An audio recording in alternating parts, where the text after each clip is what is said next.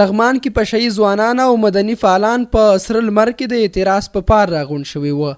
نن په لغمان ولایت کې لسګونه پشهیي ځوانان او مدني فعالانو په یو اعتراضي غونډه کې پر حکومت اعتراض وکړ چې د مصالحې عالی شورا په جوړښت کې پشهیي قوم ته غړیتوب نه دی ورکړل شوی. د افغانستان د پشهیي ځوانانو متحدې ټولنې مشر او د لغمان د ځوانانو پارلمان استازی حنیف الله پشهیي رسنیو سره په خبرو کې وویل چې د ولسمشر پریکړې ته په احترام پشهیي قوم په دې اعتراض کوي چې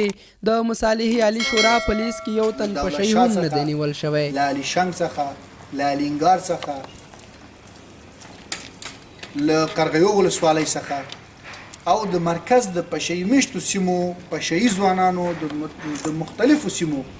مسؤلین نن دلته سره راجمع شوي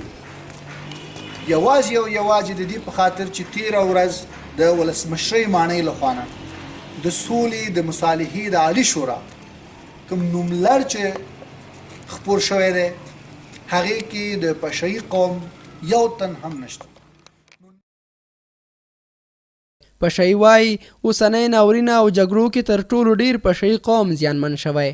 نوموړی وایي دا چې زموږ نظام د ملي وحدت او ملي مشارکت نظام دی نو اړتیا ده چې د نورو قومونو ترڅنګ د پشهیي قوم علمي کدرونو سیاسي شخصیتونو او مدني ټولنو استازو ته په دې شورا کې ځای ورکړي. دی زیاتوي چې موږ قرباني ورکړې ده او د سولې په ارزښت ډېر ښه پوهیږو. د ده په خبره حد اقل یو تن له خویندو څخه یو تن له سیاسیونو څخه او یو تن له ځوانانو څخه د سولې په مذاکراتي پلاوي کې موجود وي ترڅو د خپل قوم په استازیتوب د سولې په مذاکراتو کې دخیل واوسي. حنیف الله پشهیي وایي که چیرته د دوی غوښتنه ونه منل شي دوی به په قانوني توګه د افغانستان په مختلفو پشهیي میشتو ولایتونو کې خپلو اعتراضاتو ته دوام ورکړي. باوجود د دې چې د اوسني ناورین او جنګ تر ټولو زیات قربانیان خپله زموږ پشهیي وروڼه دي. دا چې زموږ نظام د ملي وحدت نظام دی او د ملي مشارکت نظام دی او د حکومت له مشرتابه څخه هم د وینا کېږي. موږ قرباني ورکړې ده او د سولې په ارزښت باندې تر ټولو ډېر ښه پوهېږو. اړتیا دا ده چې د نورو قومونو ترڅنګ پشهیي قوم علمي کادرونو ته سیاسي شخصیتونو ته د مدني ټولنو استازو ته د سولې په مذاکراتي ټیم کې حداقل یو تن د خویندو څخه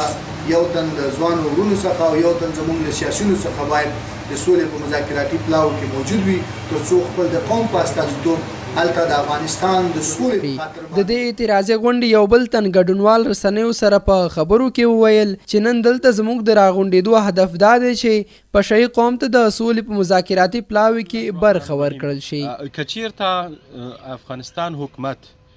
پشهیي قوم ته په دې مذاکراتي ټیم کې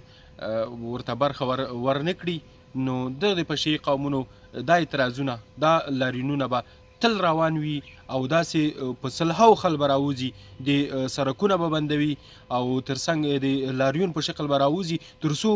دوی ته چې هغه خپل حقوق نه وي ورکړل شوی. نو دا د پشهیي قوم غوښتنه ده چې موږ به تر هغې په ځمکه نه کینو تر هغې به موږ خپل غږ نه خاموشوو تر څو چې موږ ته خپل حقوق رانه کړل شي. لکه څنګه چې په دغه مذاکراتي ټیم کې د پشهیي وګړو هغه نومونه شامل نشي. رفیع الله سلیمانزی کاون غږ ټي وي مهترلام.